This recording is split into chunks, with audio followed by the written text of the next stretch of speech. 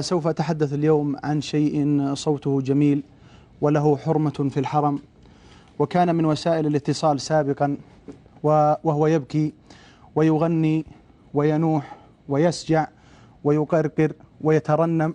كل هذه الأشياء تنسب إلى صوته، ويكنى بأبي مهنة، وهو الذي أظل النبي صلى الله عليه وسلم في فتح مكة وحماه في الغار. هل عرفتموه؟ إنه الحمام. هن الحمام، فإن كسرت عيافة من حائهن فإنهن حمام.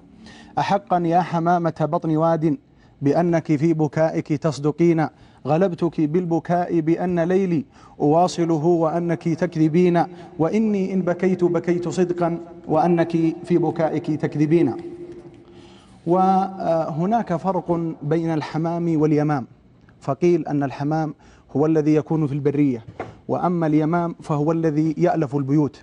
والحمام أنواع مختلفة وأشكال متباينة، وقد قدر الباحثون عددها ب290 صنفا. والحمام عند العرب ذوات الأطواق، مثل الفواخت والقمار وساق حر والقطا والوراشين وغيرها، مطوقة خطباء تسجع كلما دنا الصيف وانزاح الربيع وأنجما، تغنت على غصن عشاء فلم تدع لنائحة في نوحها متلومة، فلم أرى مثلي شاقه اليوم مثلها، ولم أرى ولا عربيا شاقه صوت أعجما. دائما نسمع بطوق الحمامة. فما هو المراد بالطوق؟ الطوق هو الخضرة أو الحمرة الملتفة على عنق الحمامة، ويقولون طوقتها المجد طوق الحمامة، يعني لا يزايلها ولا يفارقها، كما قال اذهب بها طوقتها طوق الحمامة.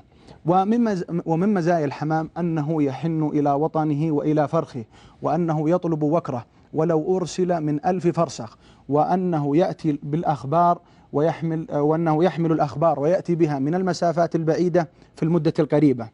وهنا لابد التنبيه إلى نقطة مهمة جدا في الحمام الزاجل، أن الحمام الزاجل لا يهتدي إلى أي طريق ولا يعرف أي مكان، إنما هو يهتدي إلى مكان موطنه فحسب.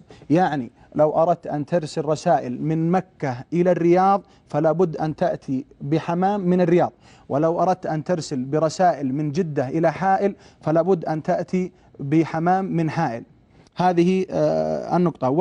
ويذكر أن الحمام الزاجل أيضا يتوقف عن الطيران ليلا، ولا يواصل رحلته إلا في وضح النهار، تأتي بأخبار الغدو عشية لمسير شهر تحت ريش جناحها.